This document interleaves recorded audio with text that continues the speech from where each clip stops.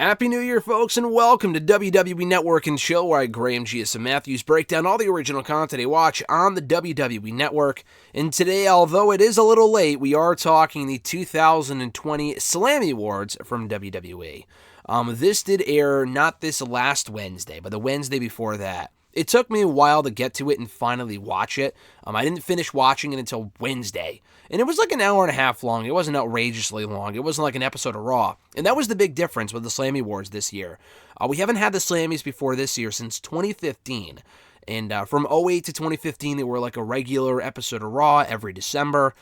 And although I enjoy the SLAMMYs, I think they should have done this years ago. Like, they have the network. I'm not even really sure why they didn't bring back the SLAMMYs before this year as a WWE Network exclusive. They aired live on the network. They aired live on the WWE YouTube channel on Wednesday, December 23rd. And this was actually a fun little special. The SLAMMYs originally existed, not as an episode of Raw, but like those, I don't know if they aired on Raw or what they did with them, but they weren't like an episode, like a 3-hour episode of Raw. The SLAMMYs were filmed in like the small, what's the right word for it? Like banquet halls and stuff like that. And that's how they were kind of, held and whatever. They did them in the 80s, a little bit in the 90s as well, if I'm not mistaken. And then they discontinued them until 2008 when they brought it back as like, oh, maybe this will draw ratings. The SLAMMY Awards do not draw ratings for Monday Night Raw. When they quickly realized that, probably not quickly because they brought them, they had them around for like 7 years before they finally discontinued it. That's when they stopped doing it. But yeah, it was an annual thing on Raw from 2008 to 2015. And although I like the awards, and obviously they were rigged. These, I believe, were voted on by fans. I think I voted. I don't remember. But I'm pretty sure these were fan voted. A lot like the NXT year-end awards, which I think happened this past week. I'm recording this beforehand, so I don't remember if the results were revealed, I think, this last week on NXT. But regardless, they used to be rigged, and then WWE would kind of pick their own winners, at least in the first few years, before like Twitter and shit like that, and before WWE.com became bigger than it is, became bigger, than it used to be. But like it was fan voted, it was determined via fan voting in the later years, because I remember Daniel Bryan won Superstar of the Year in 2013, and like the company themselves did not expect him to. So he had to go out there and give a speech, and the crowd just ate it up, and it was amazing. But yeah, the SLAMMY Awards did return this year, or rather last year, because as I speak, or rather when this video goes up, it's 2021. But they did return for 2020. It was a fun little special. It clocks in at around an hour and 13 minutes.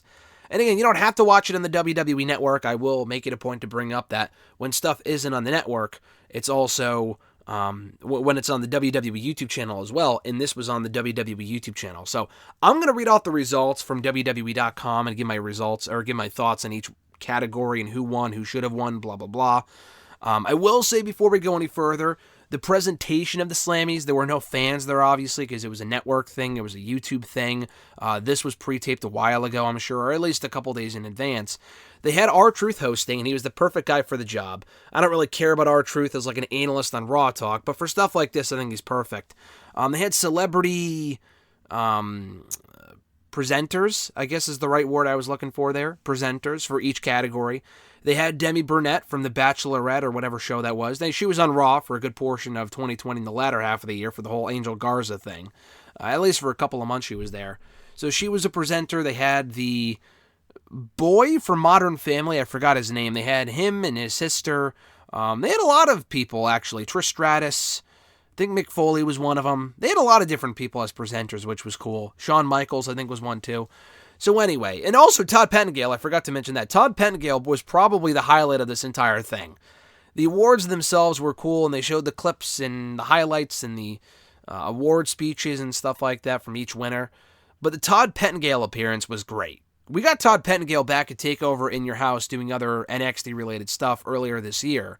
Or rather back, I'm speaking as if it's 2020. And I am when I'm recording this, but I got to remember this is going up in 2021. So he came back, or WWE reached out to him to do TakeOver in Your House related content back in June of 2020. And it was great to see him again. He looks great. He hasn't missed a step at all, and he hasn't been with the company in over 20 years, I think. So it was cool to see him brought back for the SLAMMY Awards, reliving the greatest SLAMMY Award moments of all time, including some that he was there for, including Stand Back featuring Vince McMahon. I wasn't sure if they were going to acknowledge that, but they did. They like to make a joke out of that. They had SLAMMY flashbacks, and this happened to the SLAMMYs, and blah, blah, blah. So, yeah, I thought that was really cool. So, for each winner, and again, no particular order here aside from what's listed on WWE.com, Superstar of the Year went to Drew McIntyre, beating out Roman Reigns, Randy Orton, Braun Strowman, The Fiend, Bray Wyatt, Asuka, Sasha Banks, Bayley, Becky Lynch, and Charlotte Flair. So Drew McIntyre was the overall Superstar of the Year for WWE, which I agree with. He had a fantastic 2020. He was WWE Champion for the better part of the year. He had a lot of great matches, won the Rumble, won the main event of WrestleMania. I say get over, but there were no fans there, but he was really getting over before the pandemic happened, but he's been a great face of Monday Night Raw in 2020. Has had two very good reigns as WWE Champion. So yeah, Drew McIntyre is my Superstar of the Year as well. Match of the Year was won by The Undertaker versus AJ Styles in the Boneyard match at WrestleMania 36. That match beat out The New Day versus The Hurt Business for the Raw Tag Team titles on the November 16th episode of Raw in 2020. Why that was even nominated, I have no idea. It was a really good match, but by no means, I don't even think it was in the top 25 of the matches that WWE did on their own fucking website, so I'm not really sure why that was listed. Edge versus Randy Orton in the greatest wrestling match ever. Well, apparently not, because it lost here from Backlash 2020. The Men's Royal Rumble match, AJ Styles versus Daniel Bryan for the Intercontinental Championship. It was the finals of that IC title tournament from the June 12th edition of SmackDown. Roman Reigns versus Jey Uso for the Universal Championship, an I Quit Hell in the Cell match at Hell in the Cell. Sasha Banks versus Bayley in another Hell in the Cell match for the SmackDown Women's Championship at Hell in the Cell. AJ Styles versus Sami Zayn versus Jeff Hardy for the Intercontinental Championship in a triple threat ladder match from Clash of Champions. Drew McIntyre versus Roman Reigns from Survivor Series, and Becky Lynch versus Asuka from the Royal Rumble. This is what I'm saying. I just mentioned it there earlier, but some of the matches they listed here, because I read through the 25 matches that WWE put of the year on their own fucking website. It's not like it was a different publication, or it was my list, it was your list, it was Bleacher Report, whatever. WWE themselves put out a top 25 list, and the top 10 matches of which, by the way, are up on the network as their own playlist. One of them, for some godforsaken reason, is Randy Orton versus Drew McIntyre in the ambulance match from Clash of Champions. How the hell is that in the top 10? That should not have been nominated for a SLAMMY, but how does it make their top 20 or their top 10 list of best matches of the year, but isn't nominated for a SLAMMY? You know what I'm saying? How weird is that? And Taker and AJ was their number one match of the year, so the fact that they won here doesn't really surprise me. It was a great match. Was it my match of the year? Probably. I don't know. I want to say, I guess, but it wasn't really a match is the problem, so I guess. But, Edge and Orton was a great pick. The Men's Rumble was probably my match of the year, actually, now that I think back on it. That was my match of the year. I mean, how the fuck is Walter versus Ilya Dragunov not a nominee? That's ridiculous. I guess not enough people would have voted for it, but whatever the fuck. Rivalry of the Year was won by Edge versus Randy Orton, which I agree with. Other nominees included Rollins versus the Mysterio family. No thanks. Drew McIntyre versus Randy Orton, which was a great feud. Sasha Banks versus Bayley. R-Truth versus The World. And Lana versus Announcer Tables. Did you really need those last two in there? I mean, come the fuck on. You couldn't have put Asuka versus Bayley and Sasha. I mean, that was a pretty good feud. Not a great feud, but it was better than R-Truth versus The World or Lana versus Announcer Tables. Come the fuck on. I mean, that's so dumb. They could have put in there, I guess they put all the ones that I would have put. Sasha and Bayley, Orton and McIntyre were two great feuds. Roman and Reigns and Jey Uso. Roman Reigns and Jey Uso should have been on this list. It's actually really telling that Braun and The Fiend, Braun and Bray, whatever, that feud lasted for a solid 4 or 5 months, and that was not listed here. So, I guess that goes to show you what WWE thought of that feud, that they put R-Truth versus The World on here as a nominee before that, but yeah, Edge and Orton was the right winner. That was a great feud. I think a lot of people forget about that because it was so long ago. It feels like a fucking decade ago at this point. Tag Team of the Year was won by the Street Profits, which I wholeheartedly agree with. They have literally no teams to the point where they only nominated 5 teams. I mean, that's so sad, including 2 women's teams. The other nominees were the Golden Role Models, Sasha Banks and Bayley, which if you voted for them, I get it. They had a great year. I just feel like the Profits were more dominant for for longer, so I got to go with the Profits. Other nominees included Nia Jax and Shayna Baszler, The New Day, and Shinsuke Nakamura and Cesaro. I guess those are really the only other tag teams I would put in there. I mean, what other tag teams were there? I don't know. Andrade and Angel Garza? No. The Viking Raiders? No. AOP got hurt real quickly. Rollins and Murphy? I honestly have no idea. I really don't. I don't know what other teams you would put on there anyway, but Fire and Desire for the first 4 months of the year? I'm not really sure, but yeah, the Profits were the right winner. Return of the year went to Edge for his return back at the Royal Rumble. I think some people kind of took that to mean, the run that happened afterward. I don't really consider that at all. I guess you could do that. I'm thinking like the singular moment of when that person came back, and it is obviously Edge. It doesn't even come close. Roman Reigns was on the list, and yeah, in terms of a full-on run, Roman Reigns would win. But for like a return, in terms of like a comeback of the year, I know they mean the exact same thing. I would put like comeback and like, comeback run, who had the best run upon coming back. That's what I would think. And that's kind of what they got at here. They showed clips of the people's runs like MVP and Goldberg and Zayn. I guess Reigns would win in that case, but Edge had an amazing return. One of the best returns I've seen, so I got to go with that one as the winner. Reigns was also nominated MVP, Goldberg, and Sami Zayn. Ring gear was, I don't think you could even vote on this one. This one was just fucking dumb.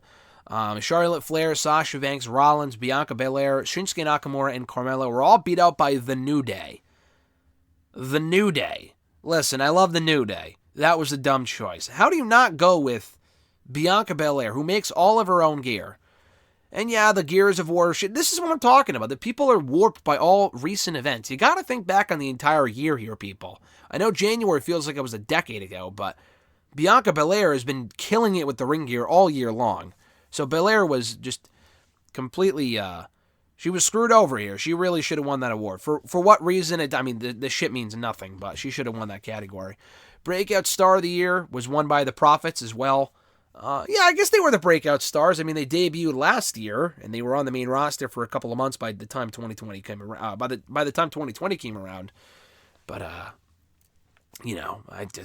guess. But they had a great year though.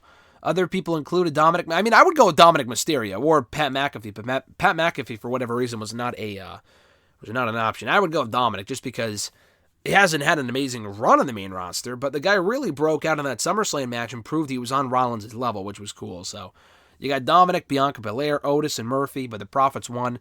Female Superstar of the Year was won by Sasha Banks. I mean, I would go with Bayley. I think Bayley had a better year than Sasha overall. She really came into her own as a heel, became a great talker as a heel, had some really, really great matches towards the end there with Asuka and Sasha. Sasha's had good matches too, but she was kind of a background player for most of the year for Bayley until kind of breaking out recently. But I got to go with Bayley. Sasha's not a terrible choice. I'd probably go with Asuka over Sasha and then Bayley. But Bayley is who would have won in my opinion. And then Becky and Charlotte were also on there. And I mean, Becky missed most of the year, as did Charlotte, so they shouldn't have won either. Male Superstar of the Year, unsurprisingly, won by Drew McIntyre since he won the overall Superstar of the Year. Beating out Roman, Randy, Braun Strowman, and The Fiend, all of whom had good years, but McIntyre just had a better year. Moment of the Year was won by The Undertaker's final farewell at Survivor Series, which, it was his retirement, but like a lot of these other moments were just better and more memorable. The Taker one was cool, but like there was no one there to really give it the reception it deserved. So I wouldn't really make that the moment of the year. I don't agree with that. McIntyre beating Brock for the WWE title at WrestleMania was good. There was no fan, so I don't know if I would make it my moment of the year, but it was still cool. Probably him winning the Rumble would be above that, but they already had a Rumble moment with Edge coming back. That would probably be my moment of the year.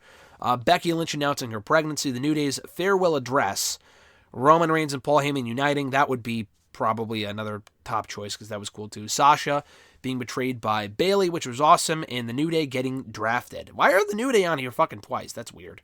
I would have had probably Edge win, but if not Edge, then the Roman Reigns one. Those were two top moments of the year. Most creative 24/7 pin was won by Drew Gulak in a janitor outfit. Who gives a fuck? Musical Performance of the Year was won by Elias. Who cares? The rest of these were all like random awards. They weren't really, I don't think there were any nominees, but they were just random. Social Media Superstar of the Year was Bayley. Trash Talker of the Year for the men was The Hurt Business. For the women, Lacey Evans. WWE Network Documentary of the Year was The Last Ride from The Undertaker, obviously. Great show. Celebrity Appearance of the Year was Rob Gronkowski. I mean, I guess Pat McAfee impressed me way more than Gronk did, but I guess you can go with Gronk. Double Cross of the Year, Bayley betraying Sasha Banks. And Referee of the Year, which was really only done as a bit, but Charles Robinson. So, yeah, I thought it was a fun little special. It was a fun special. Didn't agree with every award, but it's the fucking Slammies. Who cares? Watch them for what they're worth. I enjoyed it, for what it was. All the appearances and the cameos were cool, and it was a nice way to close out the year. And I completely agree with the format of doing this at the WWE headquarters and stuff like that with R-Truth hosting or whoever and having legends and celebrities come in to present the awards. I like that a lot better than, Ric Flair made an appearance as well. Forgot to mention that. I like that a lot better than doing it as a themed episode of Raw. That to me is just stupid. Like, who cares? Personally, I really just don't give a fuck about that being an episode of Raw.